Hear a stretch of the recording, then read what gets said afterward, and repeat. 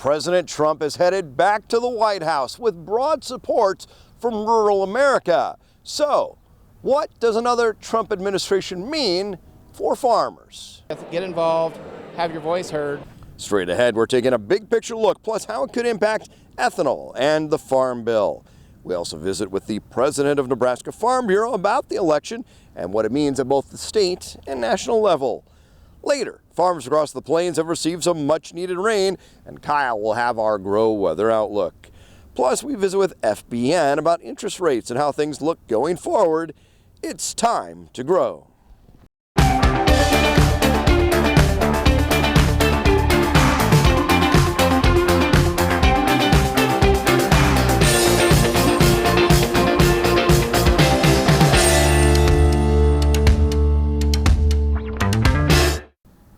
What does a Trump presidency mean for farmers?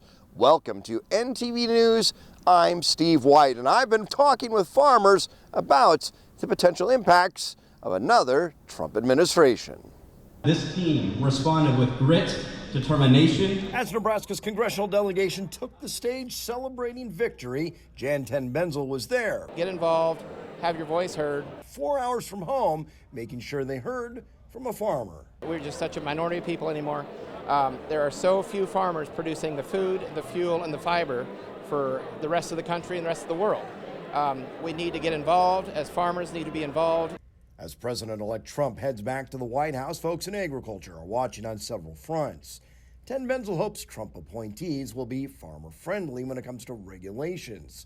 Groups like the Corn Growers Association have cautioned Trump on tariffs. Several economists say agriculture is often the first to be targeted in return, and the farm economy is weak. We in the ag sector, we're kind of going through a little more of a rough patch, especially in the row crop situation. We'll be talking about a lot of things. But there's also concern about the role of Robert Kennedy Jr. Hundreds of farm groups recently wrote a joint letter citing what they call significant misunderstandings on modern agriculture on the part of RFK Jr. and others, saying, quote, "These tools, including pesticides and genetic innovations, are safe, appropriately regulated, and essential for maintaining American competitiveness and national security." Still, farmers say they believe Trump will fight for them by pushing for new trade deals, something Congressman Adrian Smith says the Biden administration failed to do. Historically, we've tended to give other countries more access to our markets than they're willing to give us access to theirs. That's a problem. Smith also wants to extend the Trump tax cuts. What we did with tax reform in 2017 was great for our country. Farmers tell us whoever was elected, they expected some challenges. They plan to speak out now on issues like ethanol. Nobody's going to help us but ourselves, and the farm you might save might be your own. When it comes to higher blends of ethanol, President Trump has been a supporter of E15, but advocates for biofuels also have some concerns about how the past Trump administration handled some of the regulatory environment. President Trump was very friendly on E15. He got us to where we were, which we had some court issues on that since then. Small refinery exemptions, splitting hairs on the Clean Air Act and on the RFS. The small refinery exemptions were a huge problem for us during the Trump administration, and hopefully a second Trump administration we can address that. That's been addressed a little bit in the courts, but we'll see where that goes, especially now that we've had several circuits of circuit courts that have judged against us, ruled against us, but now we're looking at maybe a DC circuit to try to get that straightened out. A Trump administration, we would assume that we could overturn a few of the tailpipe emissions, some of the bad moves, not utilizing clean fuels that we have today. We just need to move forward on the higher blends of ethanol, cleaning up the fuel supply, getting higher efficiency motors. We have the technology to do this. We do electric vehicles. They're great in many situations. Possibly ideal would be an electric hybrid using flex fuel and using electricity, charging when it was the most efficient to charge during non-peak hours, and using fuel when you need to. President Trump's win was fueled in part by those in rural America, with big wins in states like this. While other factors are discussed, a rural expert says it's clear long-standing political sentiments in smaller towns haven't changed. As the results from Tuesday night are examined, political analysts cite Trump's gain with rural America and Latino voters as a major reason for his victory. Colby College's Nick Jacobs has written a lot about rural issues and says the campaign also regained some ground in rural America that it lost in 2020. Jacobs says if the media or political strategists want to understand why these areas still largely back Trump, they have to resist their preconceived notions.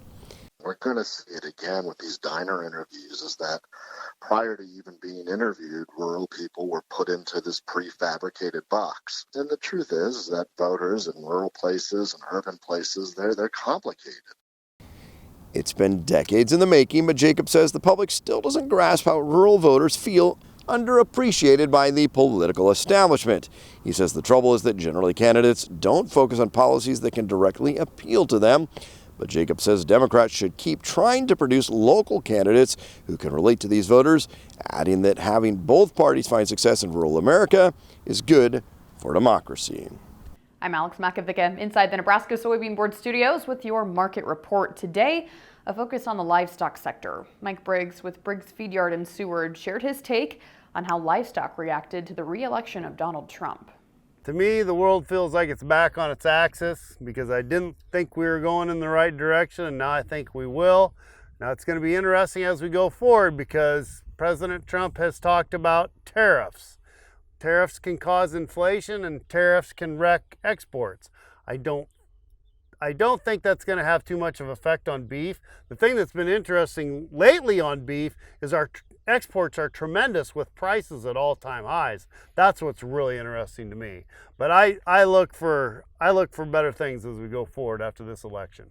He shared his take on what's impacting the live cattle. At the end of October, live cattle have been trending downward. Well, we always kind of go up towards the end of the year. Now last year we made it all the way to Thanksgiving before it kind of whittled away. This year it's whittling away a little earlier. I think a lot of that is price. Even though demand is really good, I think price is stymieing some people. We are putting huge amounts of beef on the market. We are not slaughtering as many cattle as last year, but the cattle are so big that we're putting the same amount of beef on the market or more. And I think the consumer is really struggling. So I think that's a lot of it, and it's a timing issue. You know, we kind of struggle from the 1st of December all the way till we get into March, and I don't think this year is going to be any different. And he said when it comes to feedlot capacity and demand. You know, last month I kind of heard people were filling up. Now I'm starting to hear it's getting a little spotty. I don't really know what that is other than, hey, my cattle were fat, they had to go, I can't replace them. Now I'm concerned as we go forward because I do think there's going to come a time where this market just flat rolls over. If you don't have your cattle protected, I don't know if the banker is going to be there to hold your hand. He might be there to stand on your head when you're underwater. I'm not sure. I don't want to be in that position. But this market could get really tough. I think this thing rolls over and it could wipe a few people out if you're not positioned properly. So I'm kind of scared about that as we go forward. A little fear. Grain carts are parked, combines in the shop as harvest wraps up. Soybean harvest is essentially over in the state, while corn harvest is more than 90% complete. Normally at this time, we'd be 78% done on corn. 80% of moisture is short to very short, although we have picked up some rain. Sorghum harvest is 81% complete.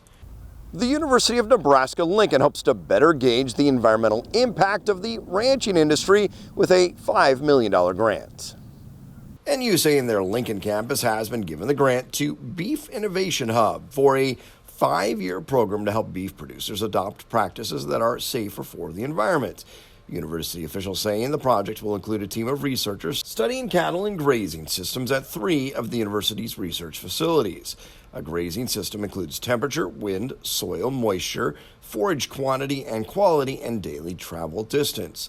The goal is to establish scientific processes and develop technology to accurately measure greenhouse gas emissions from grazing cattle.